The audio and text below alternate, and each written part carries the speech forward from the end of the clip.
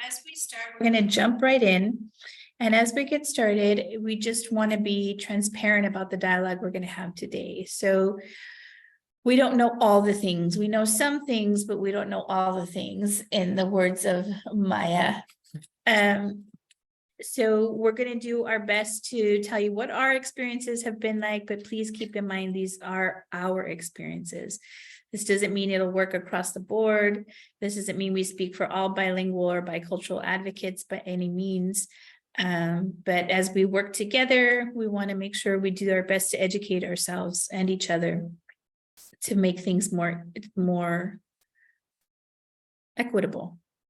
So a few things to keep in mind. You want to be mindful. Please be here in the space with us. If you're multitasking, if it's possible to stop and just focus, that would be great. If you have to take a call or something, make sure, I think everybody's already on mute, so that shouldn't be a problem. Remember, as you're thinking, if you're writing in the chat or you're asking questions, to speak your truth. Remember that it is your truth, and that can be different for everybody. Your experience doesn't have to be the same as everybody else's. You want to make sure to keep an open mind, even though, again, this may not reflect your experiences, it does reflect somebody else's. You want to challenge yourself, really get out of your comfort zone, because that's where the learning happens. That's where the magic happens. And because we want to do that, you want to embrace the discomfort, embrace how uncomfortable things that might make you. That way you shift your perspective and you have a new way and a new outlook on things. So hopefully we can all agree to these as our guiding principles during our time together. If we could get a thumbs up from folks, or clapping, or some kind of emoji to let us know you're in, you agree.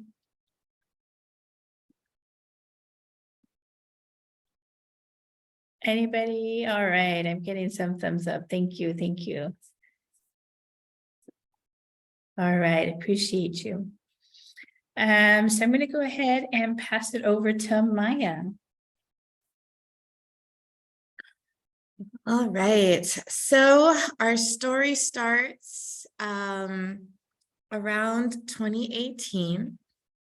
I think this about captures where a lot of the bilingual staff were feeling.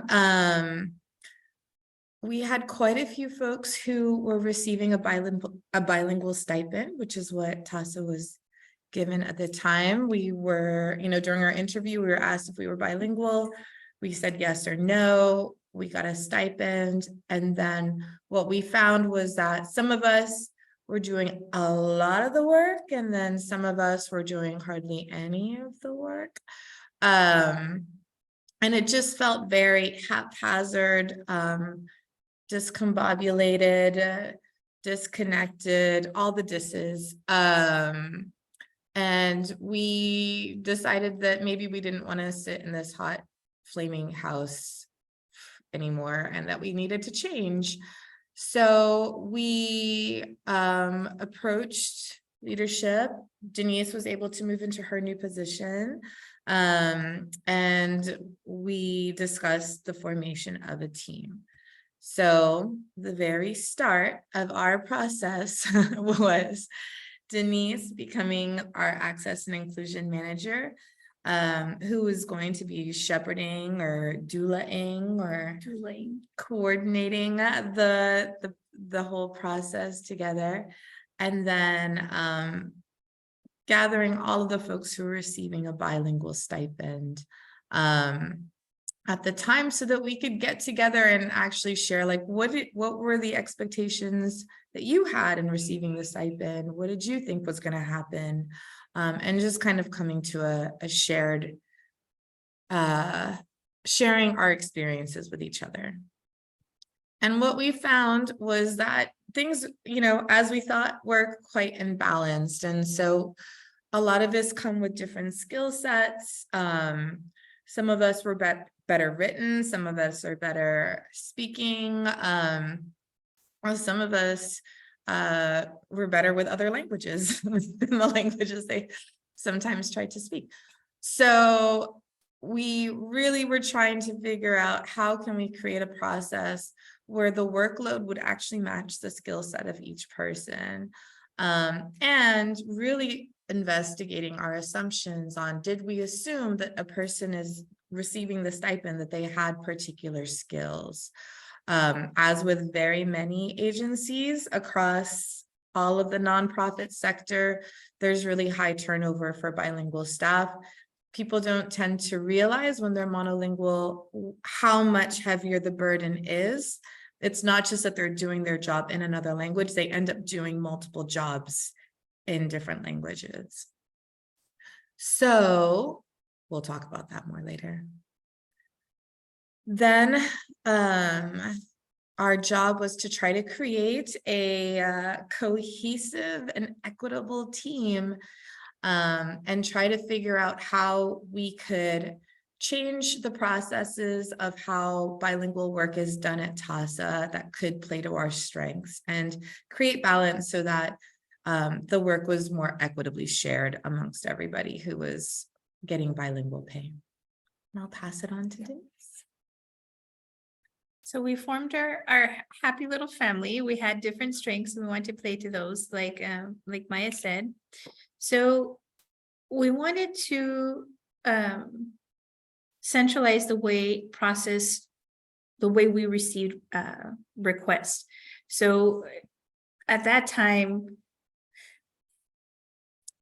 we didn't have a set list of who was sending work and how often work was getting sent or when it was due. And so we wanted to centralize the way for translation requests to come into us in one centralized place, and for folks to know what the expectations were in sending a request. And so we let all the staff know about a new process we came up with.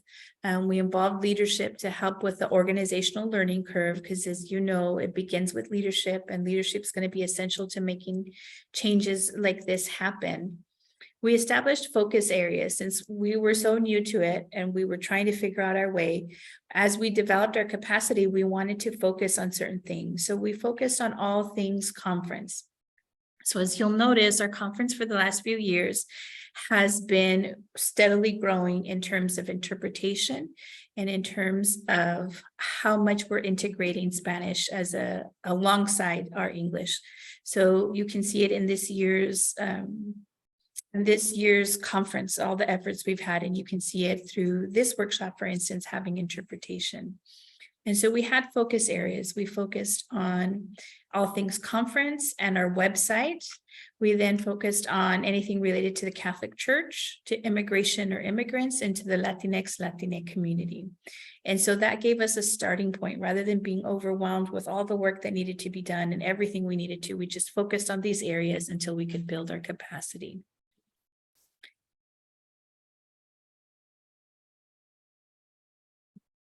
Can we do it? Yes. Okay.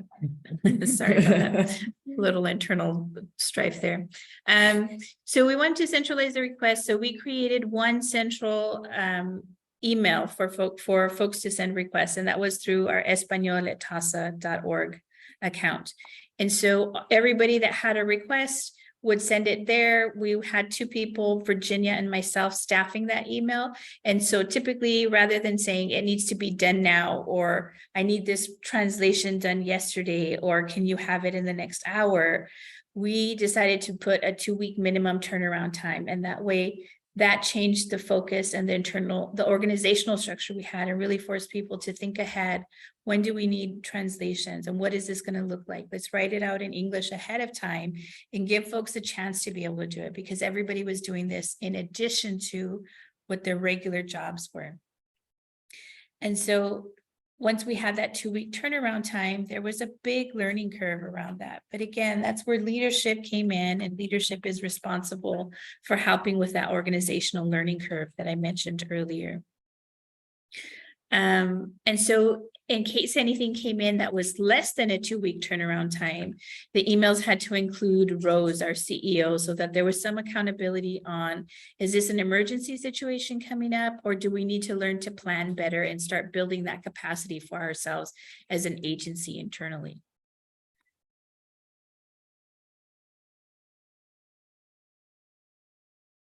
The next part of the work was really looking at having a shared vocabulary. we got bilingual pay. All of us got some sort of title of being bilingual, and that is very vague, right? We know that language is more complicated than that. So we set about trying to really develop a shared understanding of what work needed to be done and what the skill sets were actually needed to do that kind of work. So bilingual means being able to use two languages, right? Two tongues. But there's many different ways of actually communicating in a language. So what we really dove into was this idea of receptive bilingualism. As a personal example, growing up in my family, we spoke English and Tagalog at the house. And in schools, I was taught in English and Spanish, not Tagalog. So I could understand what's being said in family situations in Tagalog, but I was effectively illiterate in that, and still do. If I read Tagalog, I sound like a 3-year-old trying to make out words. So really understanding how people are learning language, how those processes might differ in their head when transferring from one language to another was a really important concept for us.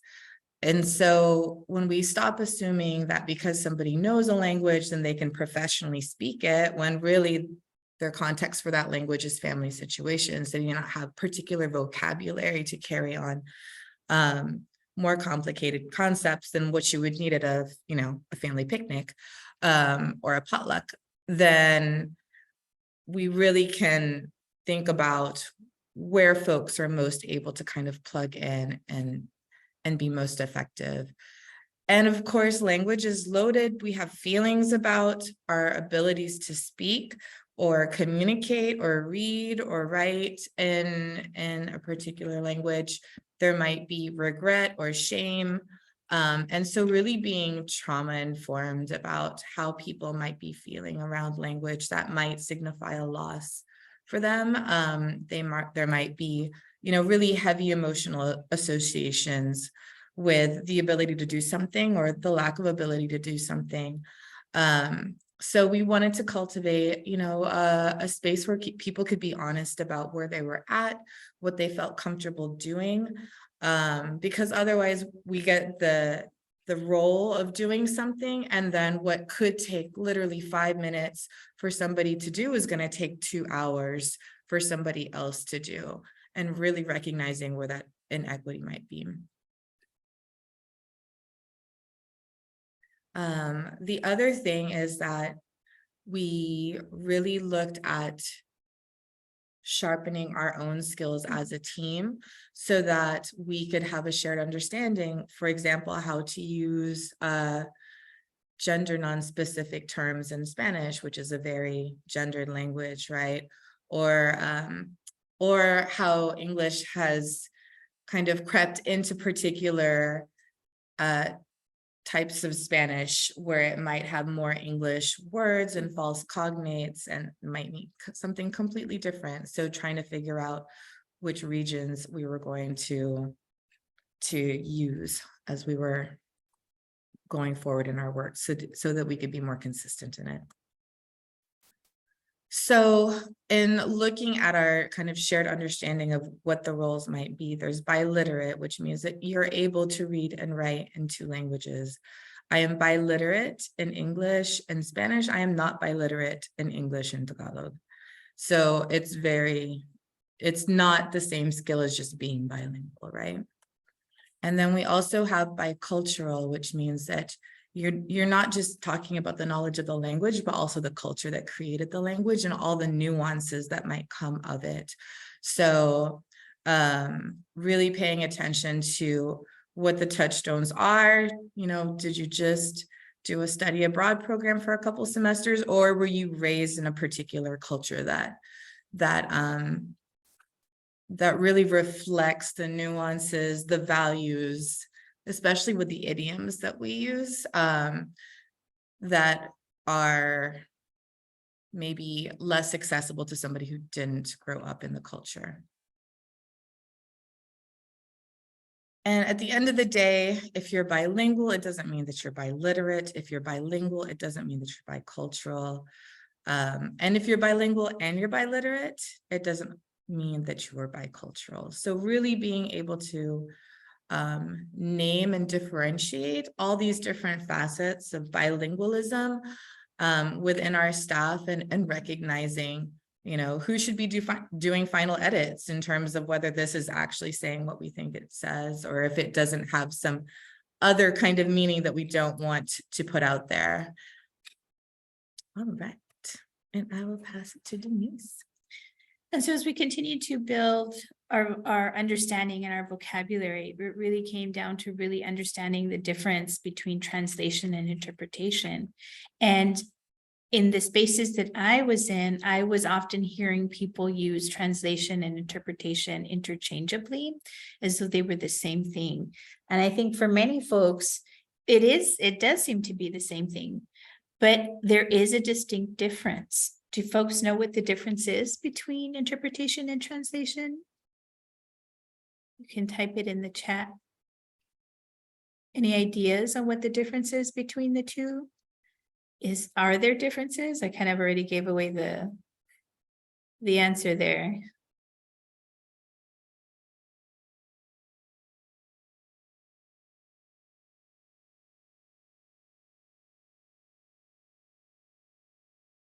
Well, there is a difference between the two. The difference is translators work with a written word, so that's specific to writing. They're converting text from a source language into a target language. So it's not just a matter of translating word for word. They're also having to translate the style, the tone, and the intent of the text. So they're also taking into account the differences of culture and dialect, like the kinds of things that Maya was just talking about. A lot of the phrases that we use or sayings that we use, the idiomatic phrases that we have. And so it takes time and it takes practice to be able to develop the expertise to know how to best approach a translation. And then interpreters are working with language. They work with the spoken language. So while they're communicating the main idea, they're also communicating the style and the tone of the speaker as well. And again, they're taking into account those differences of culture and dialect. And so for the interpreters, they're usually going to work in teams of 2 to be able to switch off. And the training that it takes to learn how to do this, they're speaking simultaneously. For instance, as I'm speaking, the Spanish it's being interpreted into Spanish at the same time.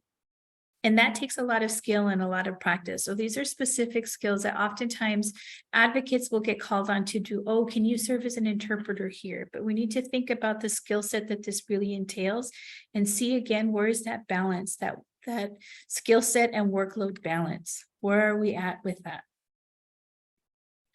And so it's important, just like we were saying earlier, just because you're bilingual doesn't mean you can be called on to be an interpreter, especially if we're talking about working with clients. We don't want, if there's a court hearing, for instance, for somebody to say, oh, well, they didn't have proper interpretation at that point because you weren't a court-appointed interpreter, right? So you want to be mindful. Is your staff there in the role and capacity of an advocate or an interpreter? And if there is an interpreter, are they also being expected to be an advocate? It's one or the other. And if they are interpreters, are they fully trained to be able to do that work? So we wanted to think about how we were doing that. And so we want to think about, for your agency, how are you grouping bilingual folks? Are there shared understandings of these definitions and the various work levels of expertise? What does that look like? So I want you to think about your agency and think about the way you distribute work in English, right? If you had a request for an interview, an on-camera interview, would you have just anybody at your office do the interview, or would you have certain team members do the interviews? Just because you speak English doesn't necessarily mean that you're skilled to give an interview, right? And so if you had to write, for instance, communications to donors, are you going to ask anybody on your staff to write that communication? Or are you going to ask someone who specializes and has the training and the knowledge and the expertise, the experience in that area, right? So we don't want to assume a skill set or dexterity that it's a given with all bilingual staff. We have different ways and different goals when we're communicating, right? So we need to be mindful of those. And that really helped us understand what is it that we're being expected to do and what is our ability to do those things. And so the next part of what we wanted to do after we came up with these shared understandings of bilingualism, what it looks like and what the expectations are between translation and interpretation, we really wanted to work on identifying our values. We wanted to build a shared understanding of our work and make the values that we had actionable. So we wanted to make sure we weren't just using these ideas of trauma informed or these theories of being trauma informed, but really embodying and valuing and putting into action those ideas, right? So we wanted to value both the spoken and the written word because each was an integral piece of our work and one wasn't more important than the other. So part of identifying our values was understanding what language access was. So important distinctions needed to be made in order to help guide our work. And one of them was understanding the difference between language access and language justice. So language access, most agencies are going to have some version of this to greater or lesser degrees. And so you can see from this slide, it's a way to communicate for people who don't speak the same language, typically for folks who are limited English proficiency, LEP, LEP, right?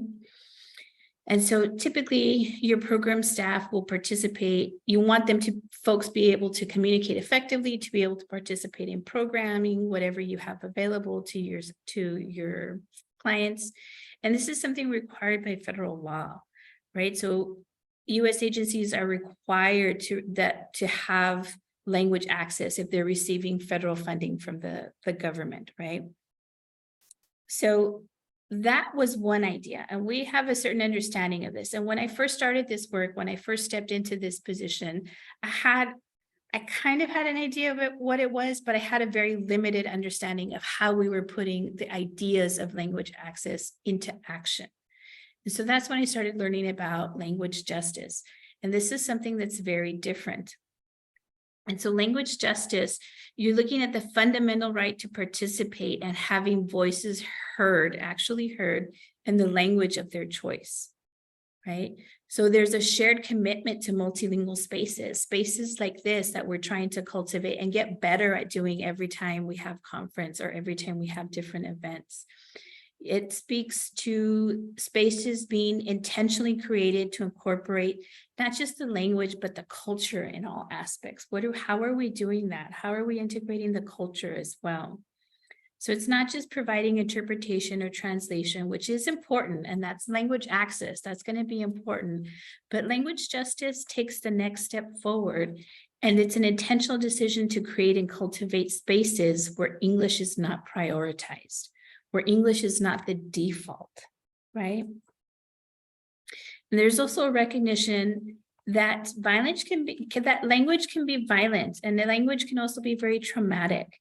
And instead, language justice focus on the healing approach to doing the work and to being able to communicate in the language, right?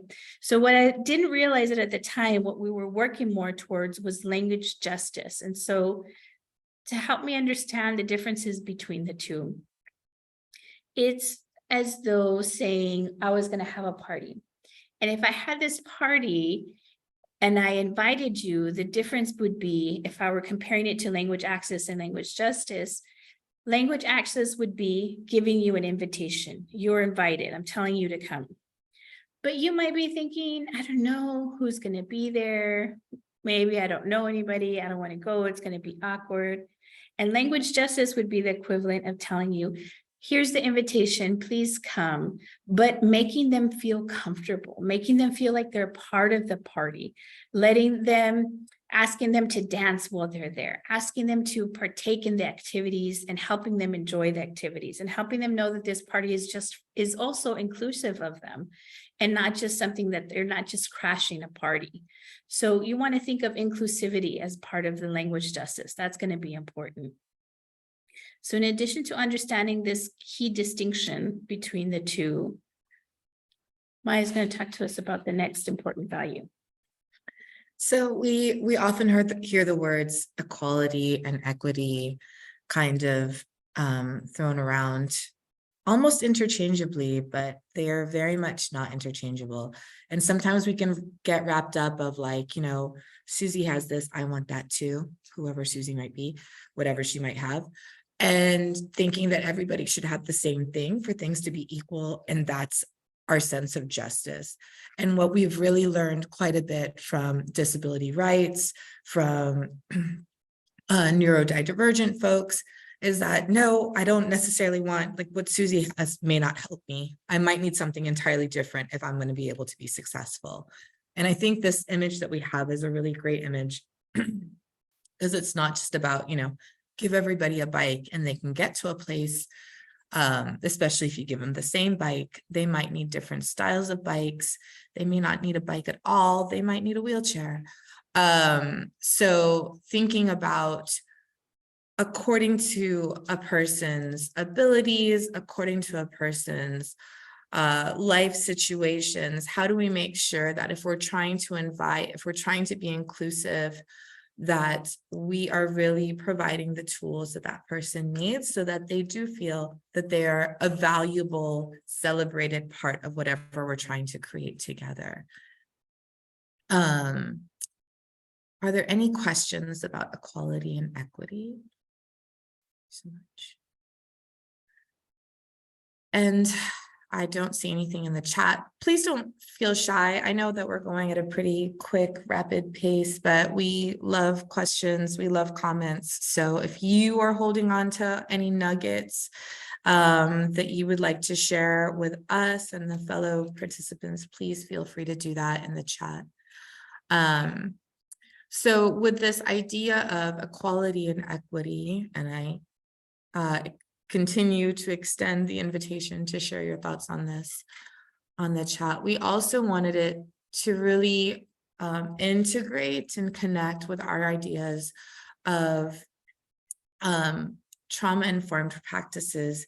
And the one that we reached to, there is one from SAMHSA that people often reach to, but we really wanted to integrate the one that came out of Josie Sarata and Heidi Notario's work when they were at the National Latino Network about trauma-informed principles through a culturally specific lens. And really recognizing that, where did our one go? There it is, that sneaky little one. When you get a little crazy with the animations, you forget about it. One, realizing the prevalence of trauma individually and collectively, and the presence of strength and resilience, right? A lot of times our trauma-informed principles can really just focus on the bads, but we really want to recognize that we have a lot of strength and resilience, both individually and collectively. Recognizing how trauma affects directly and indirectly all of the programs involved with all of the individuals involved with the program, the organization, the system, all the different systems that we have to come into contact with, whether by choice or not by choice, including our own workforce, our coworkers, our supervisors, our supervisees, and recognizing how survivorhood and trauma might really come to the forefront as we're working together, but that can also be a chance for inner and collective growth. Responding by putting this knowledge into practice and learning from community, promoting safety and cultural wellness, not just individual wellness, but how are we well as a people, how are we well as a community, and how does our culture feed into that wellness? And responding, actively seeking to resist re-traumatization And we can do that by really drawing from cultural resiliency, traditional healing methods, collective wisdom, those idioms that, our grandmas would pass down to us, right? When they're in the back of our heads at a certain moment and we're like, oh yeah, maybe that's right. But also recognizing, we think about these, sometimes it's wrong, just for the record. Sometimes it's wrong. So moving into historical intergenerational trauma and thinking about how we think about trauma and how we want to be trauma informed, recognizing that language is a part of this as well.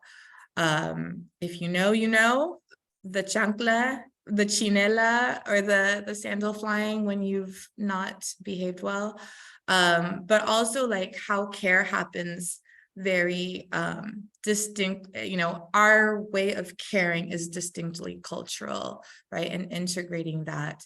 But when we're thinking about language in particular, being punished for speaking our languages in schools, getting looks in public when we're speaking our languages, having a pressure to assimilate or to not speak with an accent, not being taught a language so that we didn't have an accent, right?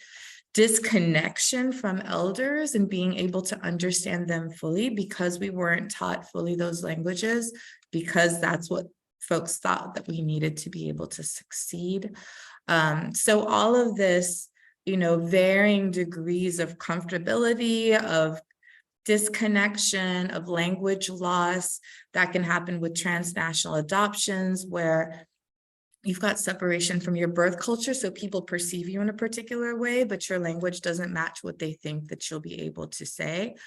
All of that can kind of play into our experiences with language and trauma and healing that might come from it. Thank you, John. I appreciate the yes. And I'll pass it to Denise.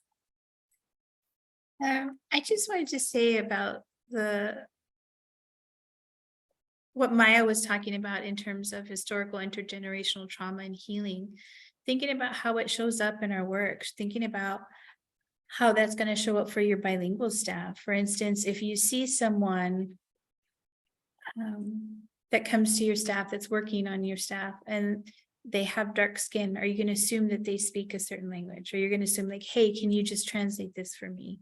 Or even if you walk around in your office space and you're in the lounge, for example, and you hear folks speaking Spanish, do you use that and say, oh, they speak Spanish, so let me go give them a translation to do, or let me give them a call so that they can do some interpreting for this client that just came in, right? And when we do that, we may not be mindful of being trauma informed on what is that ask doing to that staff person, right? Maybe they've had that disconnection, that rupture from elders, that loss of language that Maya was talking about. And so how are you re-traumatizing a staff member by assuming that they're able to work this way, assuming that they're able to do a translation or an interpretation, right? Think about that and think about how you use a strength-based approach then with your programming with your staff, and being able to use those healing modalities that Maya talked about, that cultural way of knowing and that cultural way of healing. What does that look like, and how can you start to do that with your staff, particularly with your bilingual and bicultural staff? What does that look like? How can you begin to do that? And so it took us really being intentional and thinking about this as a team to be able to honor the different types of work we do and really not value one as more than the other, but be realistic about what the skill set and what the workload is, and make sure that they're equitable, right? So that was important for our work and for understanding as well. And so after identifying our core values, we need to go back to the process we have collectively created and update it. So we needed to update it based on these values and this shared understanding that we had of different terms.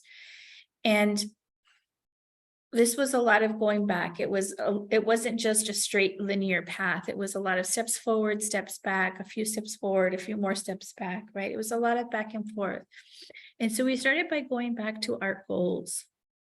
What were our goals? So our goals for the short term or immediate ones were to build internal capacity with the staff members who identified as bilingual, right? So going back to what Maya talked about in terms of sharpening our own skills, making sure we were better equipped, that we were better trained and had more experience on how to do how to use gender inclusive language in Spanish, right? We wanted to co-create a clear and transparent process for making our communications more linguistically accessible. So that was about centralizing our requests, right?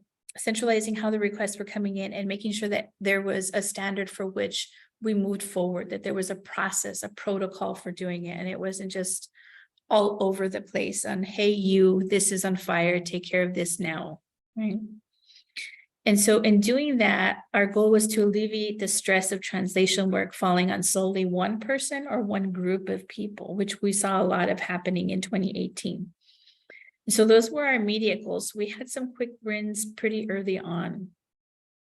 But our mid-range goals, we wanted to have the capacity and build the groundwork to host multilingual events and training spaces, which you can see are evidenced in our conference and how we're doing these virtual spaces.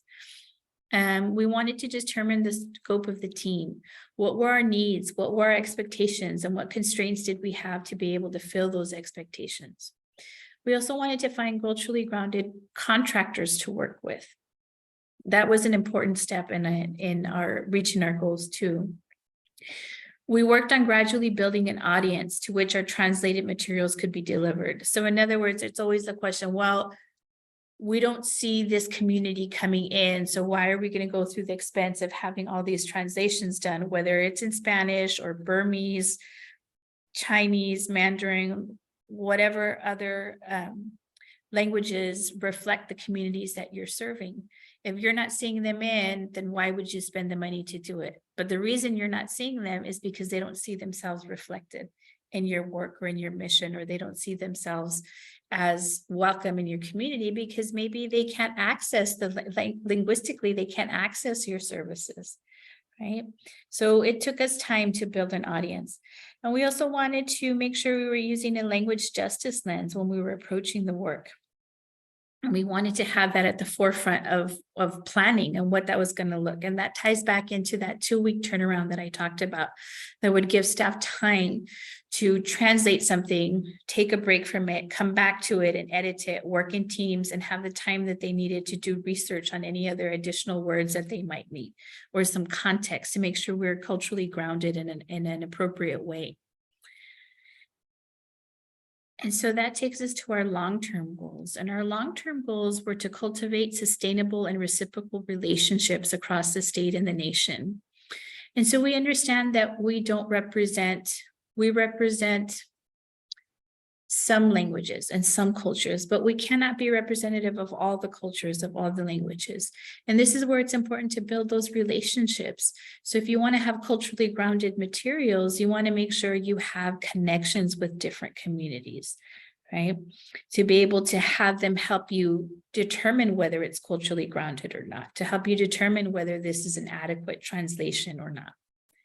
Right? We wanted to provide culturally resonant materials and trainings for folks in the field, which we've been able to do. We wanted to make sure to slowly start incorporating translations for languages other than just Spanish and English, right? We wanted to have interpretation for American Sign Language, for instance, as well. So we wanted to build, our long-term goals were to build the capacity to start adding these different components in as well. We wanted to engage in ongoing training and emergency practices in Texas and nationally. So we wanted to better understand how communities of color and other communities most directly impacted by violence are affected by language barriers. How does this create barriers for them to access services? And how does this create barriers for our own advocates in the work that they're doing? And how can we support that and not replicate those same structures that were oppressive in our own communities, in our own agency? And so these goals like may read like a to-do list, like, oh yes, we did that. Oh yes, we did that. We did this, right? But we were constantly revisiting our goals and we were adapting to what our needs were. Well, this is where we think we're going, but actually we took a turn way back over here and wound up somewhere else. And then coming back and what are our guiding principles? What are our guiding thoughts? And then coming back and being able to make sure we're on track. So we've met some of our long range goals, but we hadn't met some of our mid range goals, for example, to their fullest potential.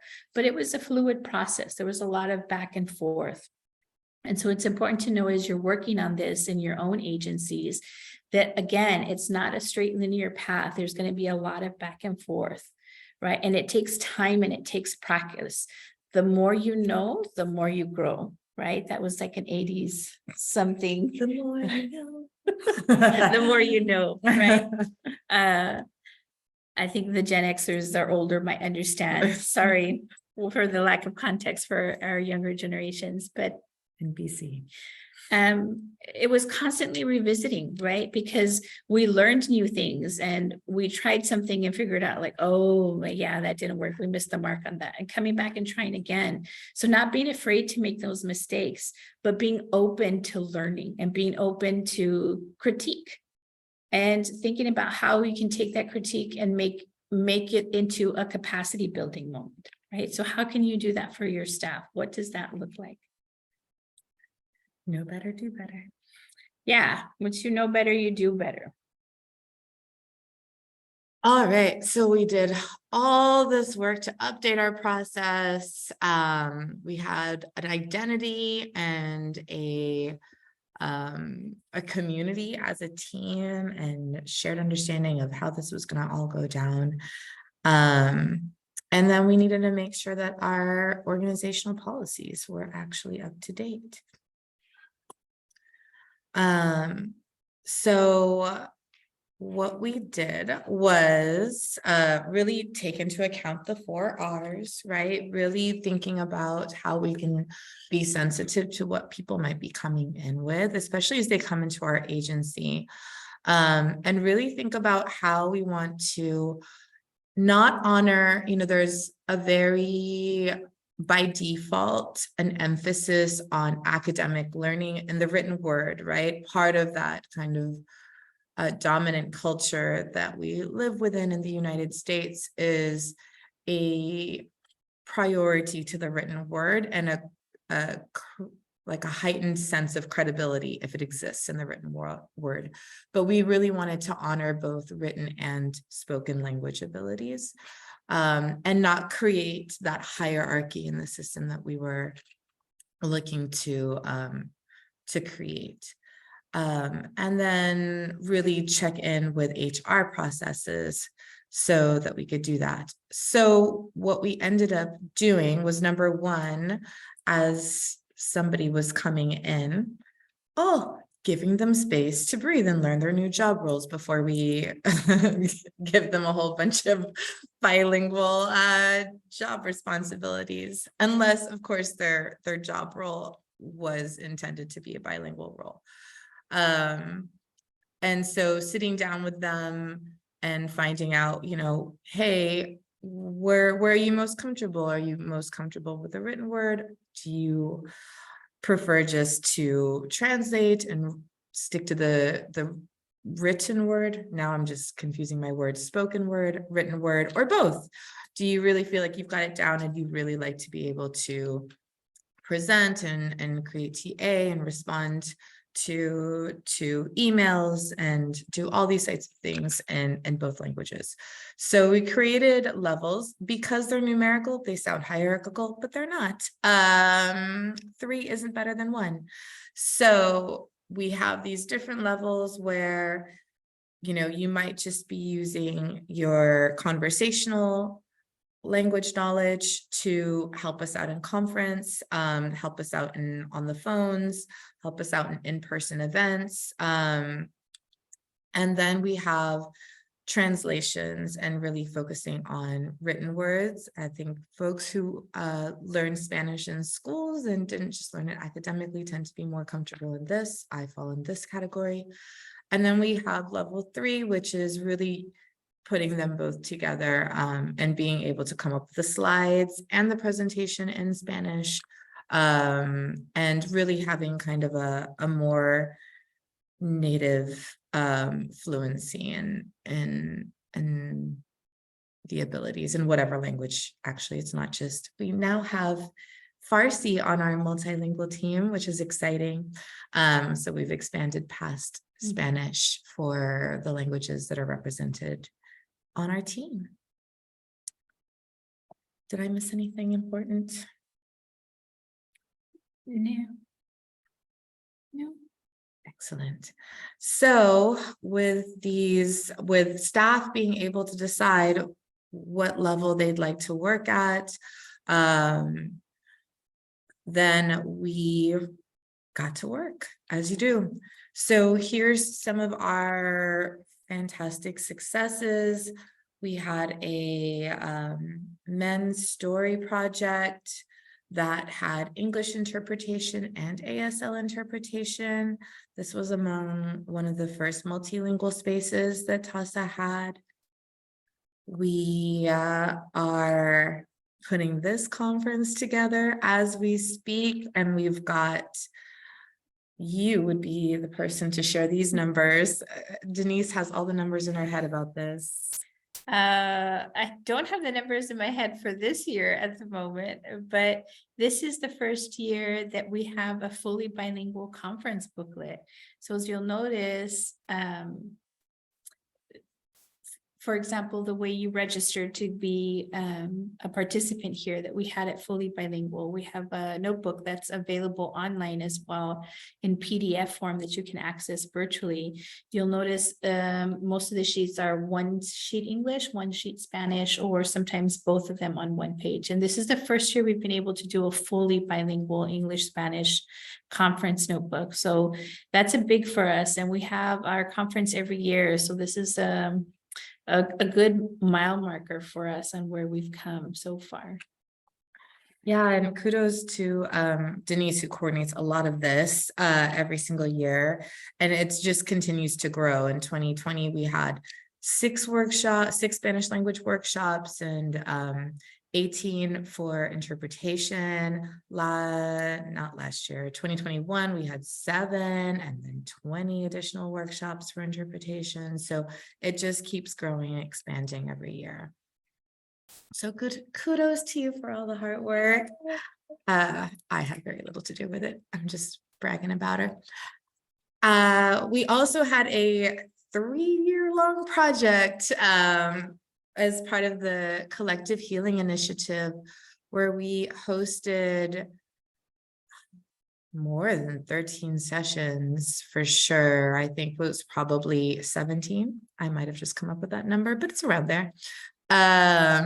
Of live simultaneous interpretation in a virtual format, where we really centered on culturally grounded healing practices. And that was just a gorgeous, gorgeous space to be able to offer to a bilingual, multilingual community. And last year, what is time? Honestly, but it was last year, we had our very first the program evaluation intensive in Spanish with Denise and Karen, our amazing monitor.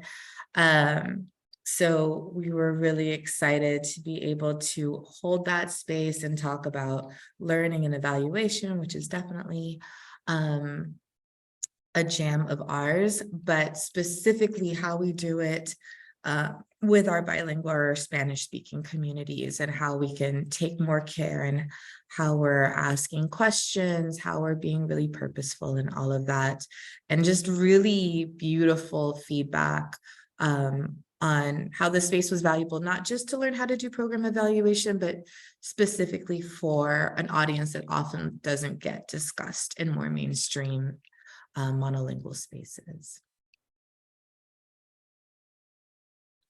What I'll also share about that space is that it it goes back to us as staff really honing our skills, because I know for me and putting that event together and helping with it peripherally, and even there were words that I didn't know of eval language that I was just still learning in English, and then having to put that in Spanish. And so part of creating and cultivating that team and co-creating the process was that we understood, as people who were bilingual and bicultural and biliterate, understanding, oh, I know this and I know Spanish, but I don't know this in Spanish this way, right? It was a very different and new thing. And so because we were the people in it and we were the people coming up with the process, we were able to give ourselves space and time to be able to build that new muscle, to build that new skill.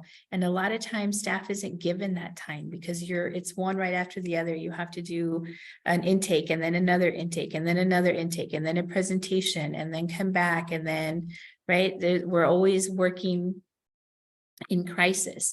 And so that was another important part too, to being able to build spaces like this, was having the time to intentionally create and process what we needed to make those events happen.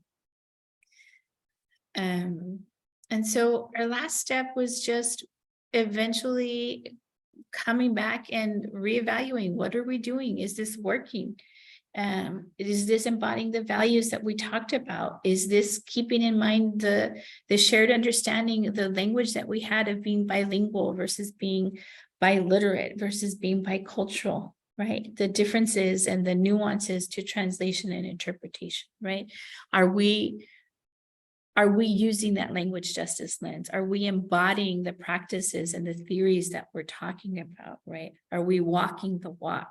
Going back and evaluating our processes. Now that we've learned, what do we need to change? How can we make this better, right?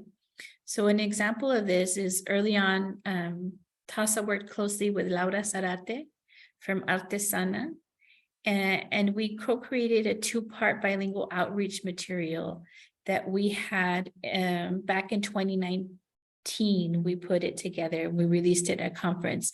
But shortly after came 2020, we had the pandemic.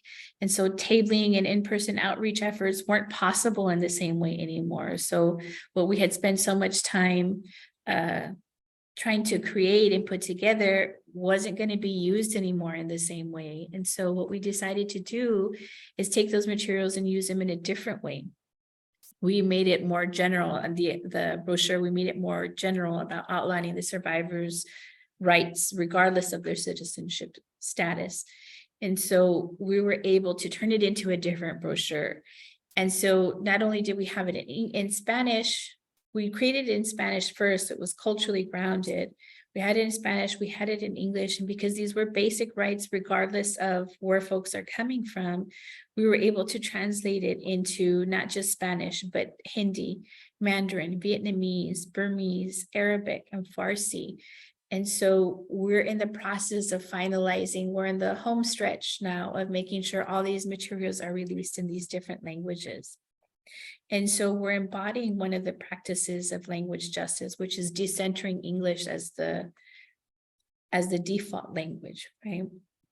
And so that came as a product of going back and reviewing, wait, we already did this. How can we make this relevant for what we're doing now? What does this look like? How can we better inform the way that we're offering information to folks in the field, right? So it's a continual process. It's a continual learning loop.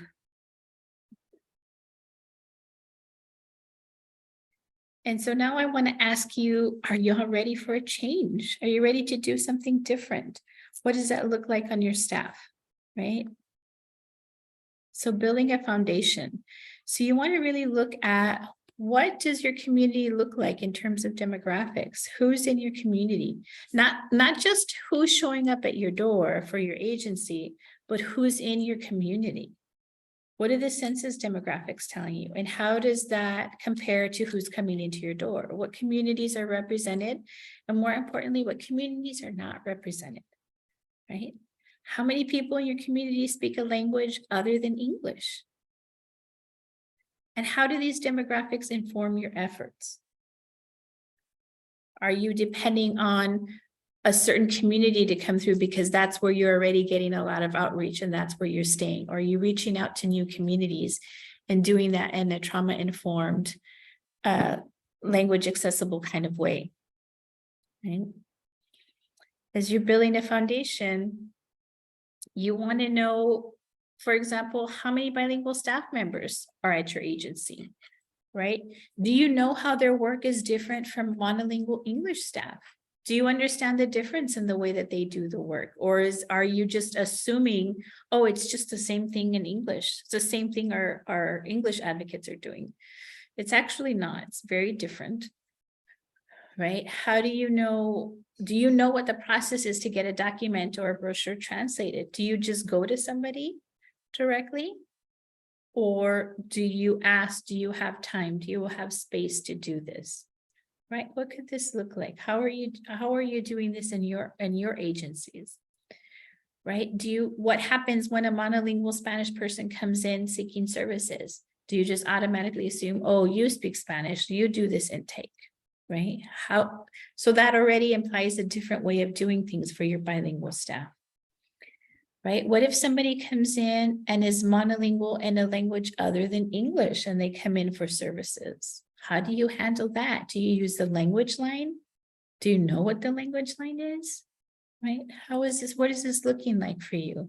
You want to think about these things as you're starting to build a foundation and work from wherever you are. You really want to take the time to make sure you're understanding your bilingual staff and what their skill sets are and what their workloads are like. Right? So another part is you want to think about what tasks are needed in a language other than English. Are your intake, your hotline forms, are they in English or in Spanish? And even if they're in Spanish and they take a call in Spanish, how are you recording that information? That needs to be translated back into English, right? So when you're thinking about the level of cognitive work that's being done at the same time, you have a form in English, for example, but you're having to take that form in English and think about, how do I put this in Spanish, speak to the client, get all the information in Spanish, and then put it back in the form in English. Or even if you're able to put it on the form in Spanish, you still have to detail all of that work for grant purposes and put it back into English. So there's a lot of cognitive thinking and processing that's happening. So how can you make that easier for your intakes, for your hotline calls, for your support groups? Do you offer support groups in Spanish? What does that look like?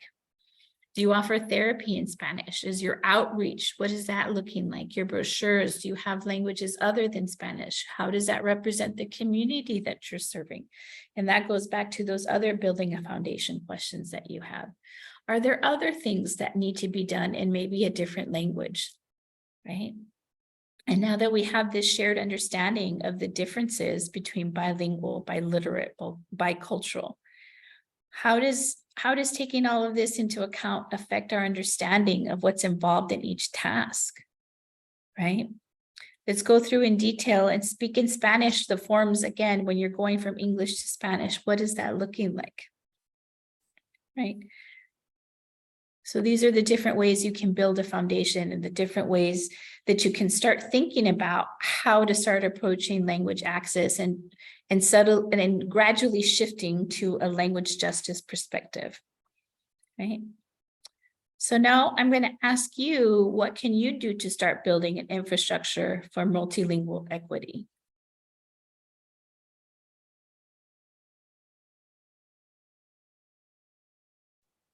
Does anybody have questions? I know we went through things quite quickly, but we wanted to leave time enough for folks to be able to ask questions or share thoughts. Let us know what you're thinking. Is this helpful? How is it helpful? Are there big gaps where you're wondering how we did things? We're happy to share what our experiences have been like, what our learning curves were like, or if you're thinking about taking this to leadership or talking to folks at your agency about this, do you have questions on how to approach it? Do you have questions about how we did things, observations? Anything?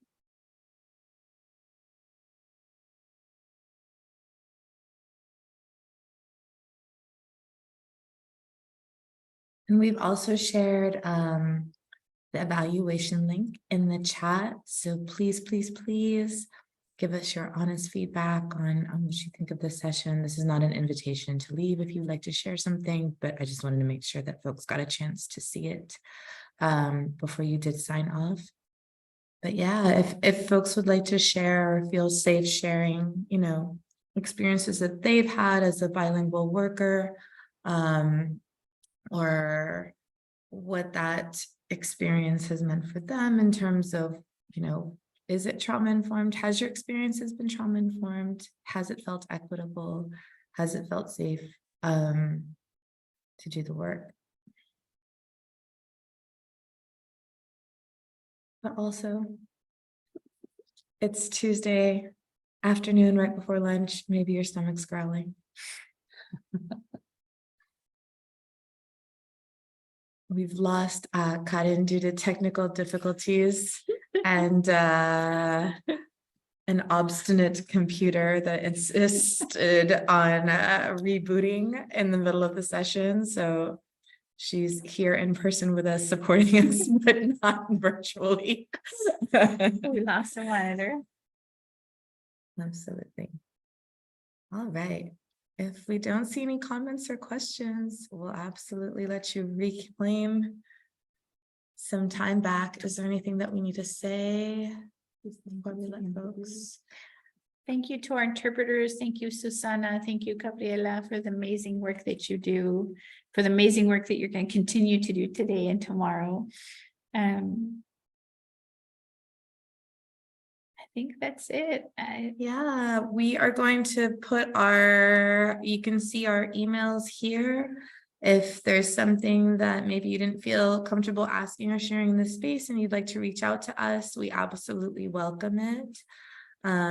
If you're specifically wondering around, you know, the process, I would suggest you email Denise. I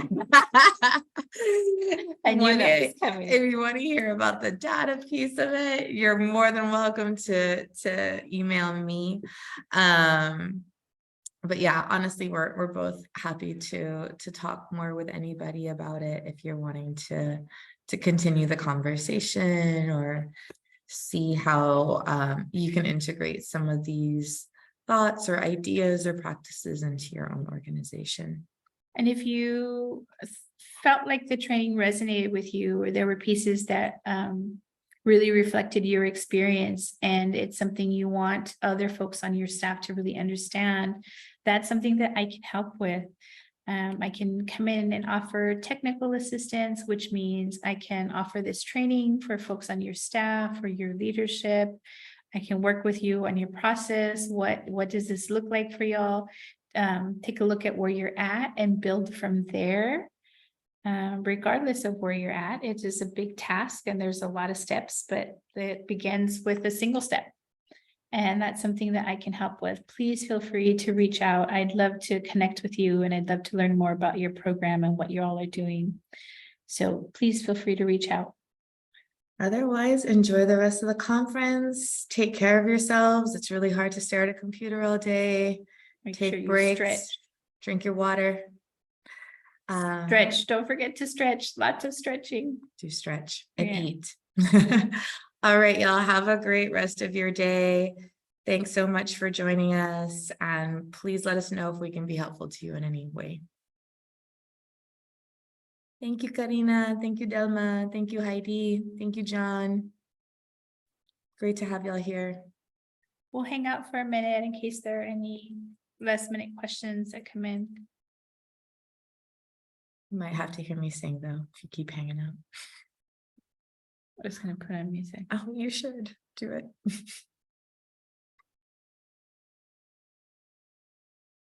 is a great 90s kickback. Our multilingual process. I try.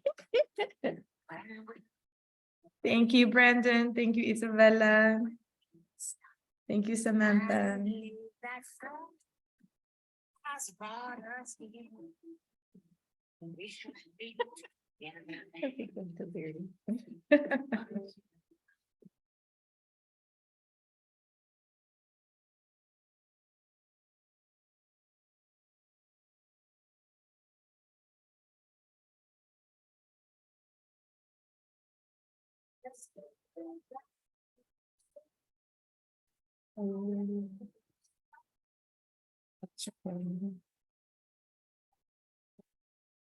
I don't know if we're gonna do it now.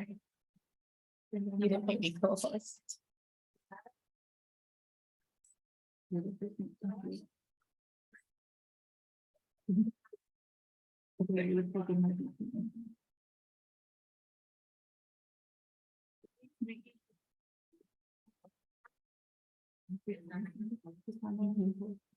Susana, we lost our host. Can you take the reins?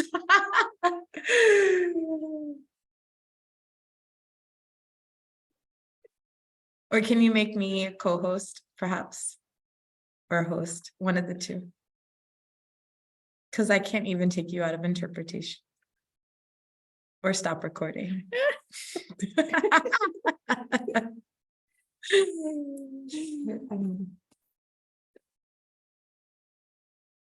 It's always something. We're awesome.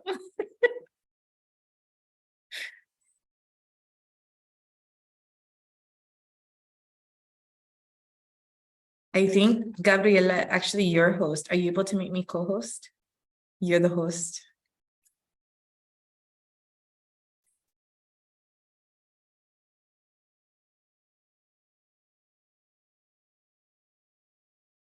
Thank you, Christina.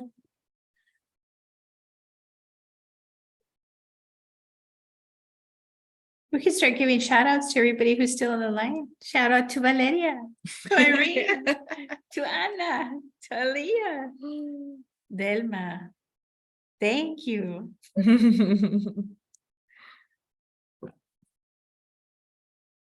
Oh, I'm a host now. All right. Thank you. Yes, we can stop recording.